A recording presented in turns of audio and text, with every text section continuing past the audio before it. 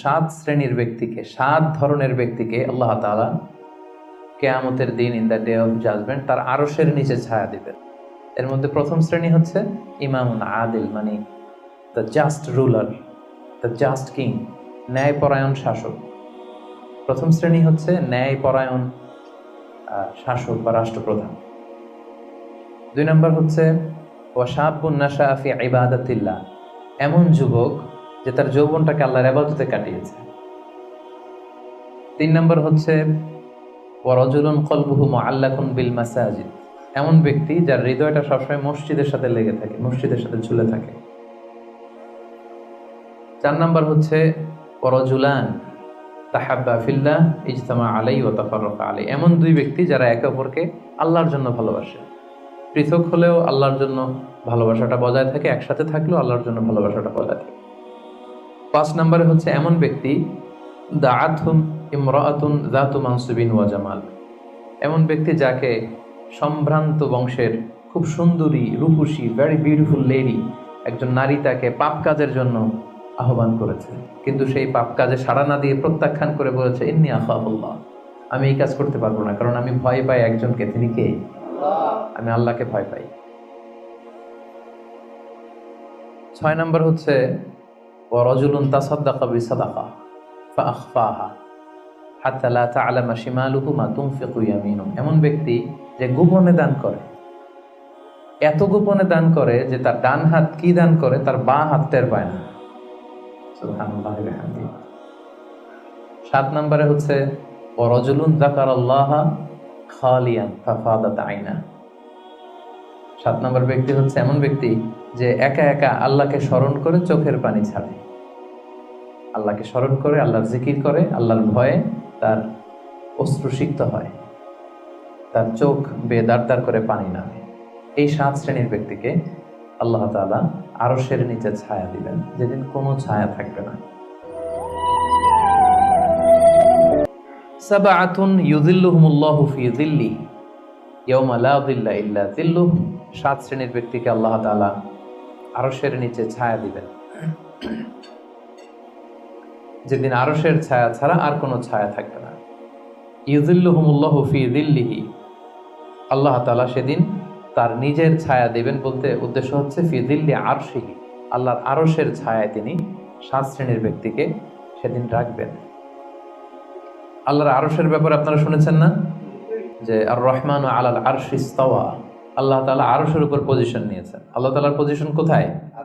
আরশের উপর। আরশ হচ্ছে মহাবিশ্বের সবকিছুর উপরে এটার অবস্থান। আমরা খালি চোখে উপরে কি দেখি? আকাশ। আসলে আমরা আকাশ দেখি না, এটা দেখি মহাশূন্য, স্পেস। প্রথম আকাশ যে কত বড় তার কোনো হিসাব নাই। এই যে পৃথিবী থেকে সূর্য 13 লক্ষ গুণ বড়, পুরো পৃথিবীটাই তো আমাদের দেখার সুযোগ হয়নি। এই পৃথিবীর চেয়ে নাকি এবার সূর্য কয় গুণ বড়? Can you imagine that? 13 লক্ষ গুণ বড়। সূর্যের চেয়ে এরকম কোটি কোটি গুণ বড় তারা আছে। এরকম বিলিয়ন বিলিয়ন তারা নিয়ে আমাদের গ্যালাক্সির নাম হচ্ছে মিল্কি ওয়ে। এটার পরে আরেকটা গ্যালাক্সি সবচেয়ে কাছের অ্যান্ড্রোমেডা, ওটা আরো বড়। ওইখানে বিলিয়ন বিলিয়ন ট্রিলিয়ন গ্যালাক্সি, এরকম প্রত্যেকটা গ্যালাক্সি ঘুরছে, প্রত্যেকটা তারা তাওয়াফ করছে মহাশূন্যে। এরকম হাজার কোটি তারা নিয়ে আমাদের প্রথম আকাশের মহাশূন্য। প্রথম আকাশ কিন্তু অনেক উপরে। এই যে নাসার বিজ্ঞানীরা, অমুক বিজ্ঞানীরা রকেট দিয়ে এখানে যায় ওখানে যায়, এরা প্রথম আকাশের 1 কোটি ভাগের 1 ভাগও এখন অর্জন করতে পারেনি। ওই প্রথম আকাশের পরে হচ্ছে দ্বিতীয় আকাশ। ওই দ্বিতীয় আকাশের তুলনায় প্রথম আকাশটা কত ছোট শুনেন। আপনার হাতের আংটি যদি আপনি বিশাল মাঠের মধ্যে ছেড়ে দেন, একটা মরুভূমির মধ্যে ফেলে দেন, পুরো মাঠের তুলনায় হাতের আংটি যত ছোট, আল্লাহর দ্বিতীয় আসমানের তুলনায় আল্লাহর প্রথম আসমানটা ঠিক তত ছোট। দ্বিতীয় আসমান আরো বড়, তৃতীয়টা আরো বড়, যত উপরে ঊর্ধ্বাকাশের যত কাহিনী একটার চেয়ে একটা বড়। এরকম 7টা আকাশ। তার উপরে সিদরাতুল মুনতাহা, বর্ডার এরিয়া। তার উপরে লা জামান লা মাকান, ওইখানে সময়ের হিসাব নাই, স্পেস নাই, সময় নাই। কারণ আল্লাহর সময় দিয়ে বাঁধা যায়? আমাদের যেমন বসতে জায়গা লাগে, আল্লাহর পজিশন নিতে কি জায়গার প্রসঙ্গটা আসে না? কারণ লাইসা কামিসলিহি শাই, উনি কারো মতো না, উনি উনার মতো। ওয়ালাম ইয়াকুল্লাহু কুফুয়ান আহাদ, তার মতো কেউ নাই। তো তিনি কার মতো? তিনি তার মতো। তার মতো কেউ নাই, তো তিনি কার মতো? তিনি তার মতো। তার উপরে হচ্ছে আল্লাহর কুরসি, তার উপরে আল্লাহর আরশ, সেখানে আল্লাহর পর্দা, এই পর্দার পেছনে আল্লাহ তাআলার সত্তা। আমাদের বাড়ির পর্দাগুলো কি দিয়ে তৈরি বলেন তো? কাপড় দিয়ে। আল্লাহর পর্দাগুলো আলো দিয়ে তৈরি, নূরের পর্দা। পর্দাটাই আলো।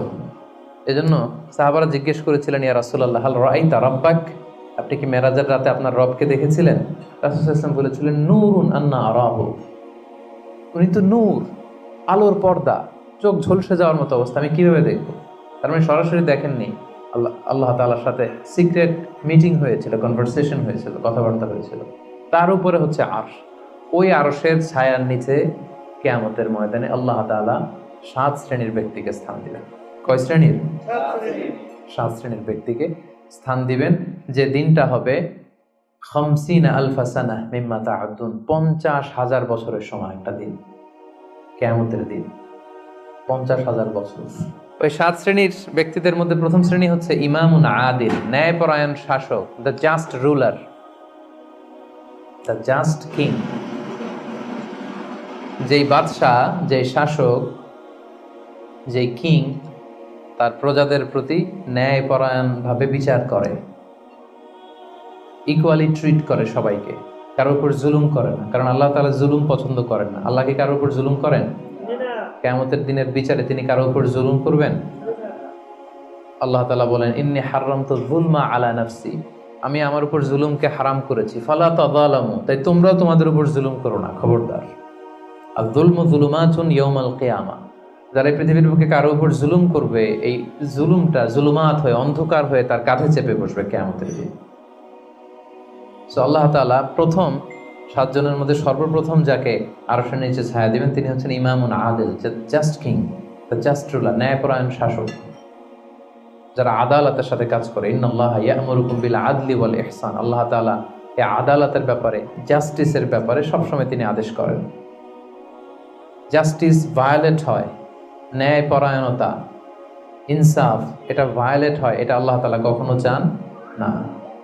যারা বিচার করার সময় ন্যায় বিচার করে, উভয় পক্ষের কথা শুনে, যারা রায় দেওয়ার সময় ন্যায়সঙ্গতভাবে রায় দেয়, যারা জনগণের ট্রিট করার সময় সঠিকভাবে ট্রিট করে, সেই ধরনের রাজা যারা, সেই ধরনের কিং যারা, রুলার যারা, তারা সেদিন স্থান পাবে। 2 নাম্বার হচ্ছে ওয়াশাবুন নাশাআ ফি ইবাদাতিল্লাহ, এমন যুবক যে যুবক তার যৌবনটাকে আল্লাহর ইবাদতে কাটিয়েছে। এখানে এই যে আপনারা যারা বসে আছেন বেশিরভাগই হচ্ছেন যুবক, বেশিরভাগই, সবাই তো যুবক। আমি তো বয়স্ক তেমন কাউকে দেখতে পাচ্ছি না, 2-1 ছাড়া। 2-1 তাও খুব বয়স্ক না, আমাদের কাছাকাছি বা কিছু বড় হবে, ঠিক কিনা? সাধারণত যুবক ধরা হয় কোন বয়স থেকে কোন বয়সে? লেটস সে 20 থেকে 40, তাই না? 20 থেকে 40, এই 20 বছরের সময়টা হচ্ছে একেবারে জীবনের সবচাইতে মাহেন্দ্রক্ষণ। এত শক্তি, সম্ভাবনা, টকবগে যুবক। যুবকদের মধ্যে আল্লাহ অনেক প্রাণ শক্তি দিয়েছে, এরা বিপ্লব ঘটায় ফেলতে পারে, এরা সময়ের গতি স্রোতকে পাল্টে দেয়, সাগরের স্রোতকে উল্টে দেয়, এরা বিপ্লব করে ফেলে, ইতিহাস রচনা করে, ঠিক কিনা? এই যুবক তার যৌবনের মোক্ষম সময়টা অন্যায় করে কাটায় না, আজে বাজে কাজ করে কাটায় না, জুলুম করে কাটায় না, দুর্নীতি করে কাটায় না, টেন্ডারবাজি, চাঁদাবাজি, মিথ্যা, খারাপ কাজ, কোনো এই ধরনের কাজের সাথে নিজেকে জড়িত রাখে না, বরং নাশা ফি ইবাদাতিল্লাহ, আল্লাহর ইবাদতে সে তার জীবনটাকে কাটায়। এজন্য এই যৌবনের এই সময়টাকে যারা আল্লাহর ইবাদতে তারা কাটিয়েছে, তাদেরকে আল্লাহ তাআলা আরশের নিচে ছায়া দিবেন। 3 নাম্বার হচ্ছে ওয়ারাজুলুন কলবুহু মুআল্লাকুন বিল মাসাজিদ, এমন ব্যক্তি যার হৃদয়টা সবসময় মসজিদের সাথে ঝুলে থাকে, মসজিদের সাথে সবসময় লেগে থাকে, মসজিদের সাথে সম্পৃক্ত, মসজিদ ছাড়া আর কিছু ভালো লাগে না। এরকম কিছু টাইপ লোক আছে না? মসজিদ থেকে নামাজ পড়ে চলে আসছে বাসায়, কিন্তু মন ভরে আছে কই? মসজিদে। আমাদের অনেকের যায় মসজিদে কিন্তু মন থাকে কই? বাড়িতে। উল্টা হয়ে যায় আর কি, উল্টা যেন না হয়। অনেকে দেখবেন যে জোহরের নামাজ পড়ে বাসায় আসছে, বাট মনটা পড়ে আছে মসজিদে। এই 3 নাম্বার ব্যক্তি হচ্ছে রাজুলুন কলবুহু মুআল্লাকুন বিল মাসাজিদ। 3 নাম্বার ওই ব্যক্তিকে আল্লাহ আরশের নিচে জায়গা দিবে যার হৃদয়টা মসজিদের সাথে লেগে থাকে, আর মসজিদ খুব ভালো লাগে। জোহর পরে বাসায় আসে কিন্তু মনটা পড়ে থাকে মসজিদে, ভাবে যে আসরটা পড়তে কখন যাব, আবার আসরের সময় যে যখন বের হয় মনে মনে ভাবে মাগরিবের সময় আমি কই থাকবো, আশেপাশে সূরাও থাকবে কিনা, মসজিদের জায়গা থাকবে কিনা, নামাজটা জামাতে হবে কিনা, একটা টেনশন, একটা পেরেশানি, সবসময় মসজিদের দিকে মনটা লেগে থাকে সব সময়। এই ধরনের লোককে আল্লাহ তাআলা সেদিন তার আরশের নিচে ছায়া দিবেন। একটা হাদিস আল্লাহ রাসূল সাল্লাল্লাহু আলাইহি ওয়াসাল্লাম বলেছেন যে মান গাদা ইলাল মসজিদি আও রাহা আ'আদাল্লাহু লাহু নুজুলান ফিল জান্নাতি কুল্লামা গাদা আও রাহা। সকাল সন্ধ্যা যে ব্যক্তি সবসময় মসজিদে যায়, যতবার সে মসজিদে যাবে ততবার আল্লাহ তাআলা জান্নাতের মধ্যে তার জন্য স্পেশাল একটা অ্যাপার্টমেন্ট তৈরি করবেন, স্পেশাল একটা বাঙ্কুয়েট হল তৈরি করবেন। এই যে এরকম বাঙ্কুয়েট হল, যেখানে তার হসপিটালিটি, তাকে আপ্যায়নের জন্য ফেরেশতারা বসে থাকে। আল্লাহু আকবার। এজন্য মসজিদের সাথে যেন আমরা আমাদের সম্পর্কটাকে গড়ে তুলি। সো রাজুলুন কলবুহু মুআল্লাকুন বিল মাসাজিদ। 3 নাম্বার হচ্ছে এমন ব্যক্তি যার অন্তরটা সবসময় মসজিদের সাথে লেগে থাকে। দেখবেন অনেক লোক আছে মসজিদে গেলে ভালো ফিল করে, he feels good, he feels very comfortable. মসজিদে গেলে কেমন যেন একটা আরাম লাগে, শান্তি লাগে, প্রশান্তি অনুভব হয়, হয় না আপনাদের? মসজিদে গেলে অনেকের ঘুমও চলে আসে শান্তির চোটে। মসজিদে জুমার খুতবা দেওয়ার সময় ঘুম আসে না অনেকের? কারণ ওই সব গুনার বোঝা তো মসজিদের বাইরে ফেরেশতারা রেখে দিয়েছে। এবার হালকা হয়ে পাতলা হয়ে প্রশান্ত চিত্তে মসজিদে ঢুকলে প্রশান্তির ঘুম চলে আসে। এজন্য আমাদের কামনা, ইচ্ছা, বাসনা, আকাঙ্ক্ষা এমন যেন হয় যে আমরা যেন সবসময় মসজিদ কেন্দ্রিক থাকতে পারি। চতুর্থ শ্রেণী হচ্ছে রজুলানি তাহাব্বা ফিল্লাহ ইজতামা আলাইহি ওয়া তাফাররাকা আলাইহি। এমন দুই ব্যক্তি যারা একে অপরকে আল্লাহর জন্য ভালোবাসে, যারা একে অপরকে আল্লাহর জন্য ভালোবাসে। আল্লাহর জন্য ভালোবাসা, তারা যাই করে আল্লাহর জন্য করে। আমরা একে অপরের সাথে দেখা হলে বলি না ভাই উহিব্বুকা ফিল্লাহ, আপনাকে আমি আল্লাহর জন্য ভালোবাসি, বলি না? এই যে আল্লাহর জন্য ভালোবাসা, একে অপরকে আল্লাহর জন্য যদি কেউ ভালোবাসে, এই দুইজন লোককে আল্লাহ তাআলা সেদিন আরশের নিচে ছায়া দেবে। হাদিসে কুদসিতে আল্লাহ তাআলা সেদিন বলবেন আইনাল মুতাহাব্বুনা বিজালালি, আমার জন্য একে অপরকে ভালোবাসছি তারা কোথায়? কোথায় তোমরা যারা আমার জন্য একে অপরকে ভালোবেসেছো, কোথায় তোমরা? আসো। আজকে উযিল্লুকুম ফি যিল্লি ইয়াওমা লা যিল্লা ইল্লা যিল্লি, আজকে আমার আরশের নিচে আমি তোদের ছায়া দিয়ে রাখবো। আজকে আমার দেয়া ছায়া ছাড়া আর কোনো ছায়া নাই। তাই আমরা একে অপরকে যারা আল্লাহর জন্য ভালোবাসবো তাদেরকে আল্লাহ তাআলা সেদিন আরশের নিচে ছায়া দিবেন। সুবহানাল্লাহ পড়েন। আল্লাহর জন্য ভালোবাসা কি? যাকে দেখলে আল্লাহর কথা স্মরণ হয়, তার কথা শুনলে আল্লাহর কথা স্মরণ হয়, তার সাথে বসলে আখেরাতের কথা স্মরণ হয়। এমন বন্ধু আরেকজন আছে, এর সাথে বসলেই শুধু হিন্দি সিনেমার গান, এর সাথে বসলেই শুধু হারাম আলাপ, এর সাথে বসলেই অপ্রয়োজনীয় কথাবার্তা, অন্যের গীবত, চগলখড়ি, ব্যাকবাইটিং, এগুলো। এটা আল্লাহর জন্য তার সাথে সম্পর্ক নয়। তার সাথে সম্পর্কটা আমার আল্লাহর জন্য। আল্লাহ তাআলার কারণে আমি তাকে ভালোবাসি, কারণ সে আল্লাহর বান্দা, সে আল্লাহর প্রিয় বান্দা, সে আল্লাহর আদেশগুলো মেনে চলে। তাহলে একে অপরের ভালোবাসা হবে কার জন্য? আল্লাহর জন্য। ইজতামা আলাইহি, এই ভালোবাসা নিয়েই তারা পৃথিবীতে একত্রিত হয়। ওয়া তাফাররাকা আলাইহি, এবং আল্লাহর উপর ভালোবাসা অবশিষ্ট রেখেই তারা পৃথিবী ত্যাগ করে। এই ধরনের লোককে আল্লাহ তাআলা সেদিন আরশের নিচে ছায়া দিবেন। যেন আমাদের সব কাজগুলো যেন প্রিয় ভাই একমাত্র আল্লাহর খুশির জন্য হয়। দুনিয়ার লোভের জন্য, দুনিয়ার স্বার্থের জন্য কোনো কাজ করা যাবে না। আপনি যদি দুনিয়ার স্বার্থের জন্য কোনো কাজ না করে শুধু আল্লাহর খুশির জন্য করেন, দুনিয়ার স্বার্থ এমনি উদ্ধার হয়ে যাবে, আই গ্যারান্টি। আপনি কয়েকদিন প্র্যাকটিস করে দেখেন যে যেটাই করব আমার আল্লাহ এই কাজে সন্তুষ্ট কিনা, এটা আপনি দেখে করেন, দেখবেন দুনিয়ার সবকিছু আপনার হাতের মুঠোয় চলে আসবে। ওটা দুনিয়াটা আপনার হাতের মুঠোয় আসবে যদি আল্লাহকে আপনি এইখানে স্থান দেন। আর দুনিয়াটার এইখানে স্থান দিলে গোটা দুনিয়া আপনাকে অপমান করে ছাড়বে, ঠিক কিনা? এজন্য আমাদের ভালোবাসা যেন হয় শুধু কার জন্য? আল্লাহ রাসূল সাল্লাল্লাহু আলাইহি ওয়াসাল্লামকে আল্লাহ তাআলা আদেশ করেছেন, হে নবী আপনি বলে দেন, কুল ইন্না সলাতি ওয়া নুসুকি ওয়া মাহইয়ায়া ওয়া মামাতি লিল্লাহি রাব্বিল আলামিন। হে নবী আপনি বলে দিন আমার সালাত, আমার যাকাত, আমার রোজা, আমার হজ সবকিছু একজনের জন্য, তিনি কে? আল্লাহ। তাই আমাদের একে অপরের ভালোবাসাটা কার জন্য? আল্লাহর জন্য। আমি আপনাদেরকে আল্লাহর জন্য ভালোবাসি, এই যে আপনারাও আমাকে আল্লাহর জন্য ভালোবাসেন। তাহলে আমরা কিন্তু ওই 7 শ্রেণীর ক্যাটাগরির মধ্যে পড়ে গেছি। আলহামদুলিল্লাহ করবেন না? তাহলে একে অপরকে কার জন্য ভালোবাসবেন? দুনিয়ার স্বার্থে? No, never. একজনের খুশির জন্য, তিনি কে? আল্লাহ। একে অপরকে যখন ইমানি ভাইকে, দিনী ভাইকে যখন কেউ আল্লাহ তাআলার জন্য ভালোবাসে, এই ব্যক্তিদেরকে আল্লাহ তাআলা সেদিন তার আরশের নিচে ছায়া দিবেন। 5 নাম্বার হচ্ছে ওয়ারাজুলুন দাআতহুম রাআতুন যাতু মানসিবিন ওয়া জামাল। এমন লোক, দাআতহুম রাআতুন যাতু মানসিবিন ওয়া জামাল, এমন ব্যক্তি যাকে কোনো সম্ভ্রান্ত, ডিগনিফাইড এন্ড প্রেস্টিজিয়াস ফ্যামিলির খুব দেখতে সুন্দর, গর্জিয়াস, বিউটিফুল কোনো লেডি তাকে পাপ কাজের জন্য আহ্বান করলো, বিবাহ বহির্ভূত সম্পর্কের জন্য, দৈহিক সম্পর্কের জন্য আহ্বান করলো, এবং সে চাইলেই এই অশ্লীল কাজে, এই ব্যভিচারে, এই পাপ কাজে জড়িত হয়ে যেতে পারত, কিন্তু সে সেটা করেনি, সুযোগ পেয়েও এই কাজ করেনি, বরং সে সাহসিকতার সাথে বলেছে ইন্নী আখাফুল্লাহ, আমার পক্ষে এই প্রপোজাল, এই প্রস্তাব মেনে নেওয়া সম্ভব নয়, কারণ আমি একজনকে ভয় করি, তিনি কে? যাদের হৃদয়ে আল্লাহর ভয় আছে তাদের দ্বারা এই পাপ কাজ করা সম্ভব সম্ভব না। ইন্নী আখাফুল্লাহ, আমি আল্লাহ তাআলাকে ভয় করি। জুলাইখা যখন ইউসুফ আলাইহিস সালামের প্রেমে মত্ত হয়ে, পাগল হয়ে নিজেকে প্রেজেন্ট করেছিল যে ইউসুফ, আমি তোমার প্রেমে পাগল, পৃথিবীর কেউ টের পাবে না, 7টা তালা মেরেছে দরজায়, এই রাজপ্রাসাদের সিক্রেট রুম, আসো আমরা একে অপরের সাথে এই কাজে লিপ্ত হই। ইউসুফ আলাইহিস সালাম বলেছিলেন একই কথা, মাআযাল্লাহ, মাআযাল্লাহ, আমি আল্লাহর কাছে এই পাপ কাজ থেকে পানাহ চাই, আমার পক্ষে সম্ভব না, কারণ পৃথিবীর কেউ দেখে না, কিন্তু দেখে কে?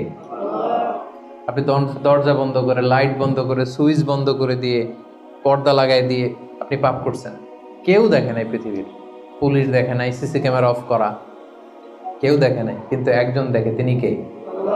সবার চোখকে ফাঁকি দেয়া যায়, কিন্তু আল্লাহর চোখ ফাঁকি দেয়া যাবে? এজন্য প্রিয় ভাইয়েরা, একজন মুমিন বান্দার জীবনে তার চরিত্রটা সবচাইতে দামি। এই যে এখানে আপনারা সবাই যুবক, এটা আমাদের ওয়াজ, আমাদের জন্য রেলেভেন্ট। এজন্য ইংরেজিতে বলা হয় when money is lost something is lost, যখন টাকা নষ্ট হয়, টাকা হারায়, এটা সামথিং, হাতের ময়লা আবার আসবে। when health is lost something is lost, যখন স্বাস্থ্য নষ্ট হয়, এটা কিছু একটা জিনিস নষ্ট হয়, কিন্তু when character is lost everything is lost, যখন চরিত্র শেষ, ওর কিচ্ছু নাই, ওর সব শেষ, ঠিক কি না? এজন্য প্রিয় ভাইয়ের, আমাদের চরিত্রটাকে হেফাজত করতে হবে। এটা হচ্ছে খুবই রেলেভেন্ট ওয়াজ আমাদের জন্য। শয়তানের হাতছানি, চাকচিক্যময় হাতছানি আমাদেরকে পাপের পথে নিয়ে যেতে পারে, কিন্তু খবরদার, ইউসুফ আলাইহিস সালামের সেই শিক্ষা যেন আমরা ধারণ করি। আমরা যেন বলি মাআযাল্লাহ, ইন্নী আখাফুল্লাহ, আমি আল্লাহ তাআলাকে ভয় করি। আমি কাকে ভয় করি? আল্লাহ তাআলাকে। আল্লাহ ইজ ওয়াচিং মি, আল্লাহ আমাকে দেখছেন, পৃথিবীর কেউ দেখে না, কিন্তু দেখে কে? আল্লাহ তাআলা, তিনি দেখেন। এজন্য আল্লাহ তাআলা বিশ্বাসীদেরকে বলেছেন কুল্লিল মুমিনিনা ইয়াগুদ্দু মিন আবসারিহিম, হে নবী, এই বিশ্বাসীদের বলুন তারা যেন তাদের চোখকে নামায়। Lower your eyesight, lower your gauge, নিজের চোখের লাগাম টেনে ধরতে হবে। ওয়াহফাযু ফুরুজাহুম, এবং নিজের প্রাইভেট, নিজের লজ্জাস্থানের হেফাজত করতে হবে। আল্লাহ রাসূল সাল্লাল্লাহু আলাইহি ওয়াসাল্লাম বলেছেন মাইয়াদমান লি মা বাইনা লিহিয়াইহি ওয়া মা বাইনা রিজলাইহি আদমান লাহুল জান্নাহ। একটু খেয়াল করে শুনেন, আল্লাহ রাসূল বলেছেন আমার যে উম্মত আমাকে 2টা অঙ্গের গ্যারান্টি দিবে যে এই 2 অঙ্গ দিয়ে সে কোনো পাপ করবে না, তাহলে ওই উম্মতকে আমি জান্নাতের গ্যারান্টি দিয়ে দিলাম। অঙ্গ 2টা কি? এক হচ্ছে 2 চোয়ালের মাঝখানে যে অঙ্গটা থাকে, মানে জিহ্বা, আরেক হচ্ছে 2 পায়ের মাঝখানে যেটা থাকে, প্রাইভেট, মানুষের লজ্জাস্থান। এই 2টা অঙ্গের গুনাহ করবে না বলে যদি কোনো উম্মত আমার গ্যারান্টি দেয়, আমি আমার ওই উম্মতকে জান্নাতের গ্যারান্টি দিব। এজন্য চক্ষুকে হেফাজত করতে হবে, নজরকে হেফাজত করতে হবে। বিশ্বাসীদের বৈশিষ্ট্য হচ্ছে ওয়াল্লাযীনা হুম লিফুরুজিহিম হাফিজুন, বিশ্বাসীরা তাদের প্রাইভেট লজ্জাস্থানের হেফাজত করে। তারা বিয়ে ছাড়া অন্য কোনো ভাবে যৌন সম্পর্কে জড়ায় না, তারা একটা বৈধ যৌন সম্পর্কে, হালাল যৌন সম্পর্কে তারা জড়ায়। বিয়ে ছাড়া কোনো যৌন সম্পর্ক ইসলাম আমাদের জন্য হালাল করে নাই। এজন্য যুবকদেরকে বিষ্ণু ঈসা ইসলাম বলেছেন ইয়া মা'আশারাশ শাবাব মান ইসতাতাআ মিনকুমুল বাআতা ফালিয়াতাযাওয়াজ, যাদের সক্ষমতা আছে আর্থিক এবং শারীরিক, ফালিয়াতাযাওয়াজ, বিয়ে করো। ফাইন্নাহু আগাদ্দু লিল বাসার, বিয়ে করলে চোখ নিম্নগামী হয়। ওয়া আহসানু লিল ফারাজ, লজ্জাস্থান হেফাজতে থাকে। ওয়া মান লাম ইয়াস্তাতি, যার সক্ষমতা নাই বিয়ে করার, ফাআলাইহি বিসসাওম, সে রোজা রাখো। সে কি করো? রোজা রাখো। ফাইন্নাহু লাহু বিজা, কারণ এই রোজার মাধ্যমে তাকে পাপ কাজ থেকে আল্লাহ তাআলা বাঁচাবেন। সুবহানাল্লাহ। এখানে বিয়ে করছেন না সবাই? সবাই বিবাহিত? আচ্ছা, আলহামদুলিল্লাহ। আল্লাহ তাআলা খুব দ্রুত যারা বিয়ে করে নাই তাদেরকেও বিয়ের ব্যবস্থা করে দেয়। বিয়েটা কিন্তু ভাই অনেক বরকতের। বিয়েটা কি? অনেক বরকতের। হালাল পন্থায় আল্লাহর দেয়া যৌবনকে উপভোগ করুন। মুমিনের সম্পর্ক হয় শুধু হালালের সাথে, হারামের সাথে মুমিনের কোনো সম্পর্ক আছে? সম্পর্ক নাই। যে বিয়ে করে তার দিনের অর্ধেক পূর্ণ হয়ে যায়। আল্লাহ রাসূল সাল্লাল্লাহু আলাইহি ওয়াসাল্লাম বলেন, কেউ যখন বিয়ে করলো তার দিনের অর্ধেক পূর্ণ হয়ে গেল। ফালিয়াত্তাকিল্লাহা ফিন নিসফিল বাকি, বাকি অর্ধেকের ভয় করলেই চলবে, তার এখন অর্ধেক পূর্ণ হয়ে গেছে। আল্লাহু আকবার। আল্লাহ রাসূল সাল্লাল্লাহু আলাইহি ওয়াসাল্লাম বলেছেন, নিকাহ মিন সুন্নতি, বিয়ে আমার সুন্নাত। ফামান রাগিবা আন সুন্নতি ফালাইসা মিন্নি, যে আমার সুন্নতকে ঘৃণা করে ও আমার উম্মত হতে পারে না। যারা বিয়ে করতে চায়, বিয়ে করে নিজের পাপ থেকে নিজেকে বাঁচাতে চায়, তাদেরকে সাহায্য করা আল্লাহ নিজের জন্য ওয়াজিব করে ফেলেছেন। তাই ৫ম নাম্বার ব্যক্তি হচ্ছে যাকে কোনো রূপসী সুন্দরী পাপ কাজের অফার দেয়, সে কি অফারে ওই কাজে সাড়া দেয়? সেটাকে প্রত্যাখ্যান করে বলে, ইন্নী আখাফুল্লাহ, আমি কাকে ভয় করি? আল্লাহকে ভয় করি। তাহলে ৫ নম্বর ব্যক্তি হচ্ছে যারা নিজেকে পুত পবিত্র রাখে, যারা নিজেকে পাপ কাজ থেকে বাঁচিয়ে রাখে। কয়টা গেল? শুনতেছেন সবাই? ৬ নম্বর হচ্ছে রজুলুন তাসাদ্দাকা বিসাদাকাতিন ফাআখফাহা, এমন ব্যক্তি যে গোপনে দান করে। কিভাবে দান করে? কতটা গোপনে দান করে? হাত্তা লা তা'লামু শিমালু মা তুনফিকু ইয়ামিনু, এত গোপনে দান করে যে তার ডান হাত কি দান করেছে বাম হাত সেটা টের পায় না। সুবহানাল্লাহ। এই হাত দিলে কি এই হাত সাথে থাকবে না? তারপরও আল্লাহ রাসূল সাল্লাল্লাহু আলাইহি ওয়াসাল্লাম হাদিসের ভাষ্যটা, বাক্য চয়নটা এমন ভাবে করেছেন যে এত গোপনে দেয় যে এই হাত কি করে এই হাতই জানে না, এই হাত কি করে এই হাতই জানে না, গোপনে দান করে। প্রকাশ্যে দান করা জায়েজ, দেখিয়ে দান করা জায়েজ আছে, কিন্তু শ্রেষ্ঠ দান, ভালো দান হচ্ছে গোপনে দান। কারণ দেখিয়ে দান করলে এটা আল্লাহর কাছে কবুল হতেও পারে, নাও হতে পারে। আপনার মনের মধ্যে রিয়া, লোক দেখানো ভাব থাকতে পারে, তাই না? আমাদের দেশে অনেক প্রোগ্রামে, মসজিদে, মাহফিলে বলে যে অমুক ভাই চেয়ারম্যান সাহেব, অমুক এমপি, অমুক দানবীর, উনি ১,০০,০০০ টাকা বলেন মারহাবা। তো সবাই বলে মারহাবা, আর ওনারও একটা ইচ্ছা যে আমার একটু বলুক সবাই মারহাবা, দানবীর বলুক, আমি যে শিল্পপতি, বিজনেস ম্যাগনেট, একটু নাম টাম হোক আমার। এই যে নাম হোক, একটু নাম ফুটানোর মানসিকতা নিয়ে যে ১,০০,০০০ টাকা দান করলো, একটি টাকা আল্লাহর কাছে কবুল হয়নি।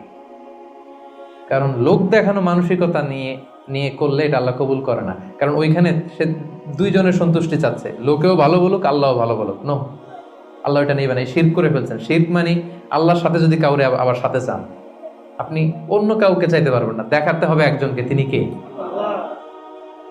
এটাকে বলা হয় শিরকুল আসগার, ছোট শিরক। লৌকিকতা, লোক দেখানো মানসিকতা, এটা ছোট শিরক, বড় শিরক না, এটা ছোট শিরক। সো এই লৌকিকতার মানসিকতা আমাদেরকে বন্ধ করতে হবে। অনেক দানবীর, দানশীল ব্যক্তি কিয়ামতের দিন জাহান্নামে যাবে।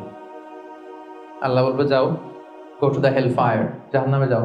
সে বলবে, আল্লাহ আমি তো কোটি কোটি টাকা দিয়েছি, ইয়াতিমখানা করলাম, মসজিদ করলাম, এটা করলাম, চ্যারিটি ফাউন্ডেশন করলাম, এত দান সদকা করার পরে আমি জাহান্নামে যাব? আল্লাহ বলবেন, সেটা তুমি করেছো, মানুষ তোমাকে হাতেম তাই বলবে, দানবীর বলবে, তোমাকে বিজনেস ম্যাগনেট বলবে, নাম ফুটানোর জন্য বলছো। তো নাম তো দুনিয়াতে হয়েছে, যেটা চাইছিলে ওটা তো পাইছো, আমার কাছে কি? আমার কাছে তোমার জন্য কিচ্ছু নাই, যাও জাহান্নামে যাও। ওইরকম দানশীল যেন আমরা না হয়, আল্লাহ আমাদেরকে হেফাজত করুন। গোপনে দান, যদিও সেটা অল্প হয়। কেউ নাই, একটা লোক বসে আছে অন্ধ, আস্তে করে ১০০ টাকা বের করে দিয়ে দিলেন, কেউ দেখে নাই, দেখার দরকারও নাই। যিনি দেখার দরকার উনি দেখছে, উনি কে? আল্লাহ। মসজিদের দান বাক্স ৫০০ টাকা দিয়ে দিলেন, কেউ দেখে নাই। এটা দুনিয়ার কাউকে খুশি করার জন্য আপনি দেননি, শুধু আল্লাহকে দেখানোর জন্য দিয়েছেন। এই দানটা আল্লাহ খুব পছন্দ করে। সাদাকাতুস সির তুতফিউ গাদাবার রব, গোপন দান আল্লাহর রাগকে প্রশমিত করে, আল্লাহর রাগকে কমিয়ে দেয়।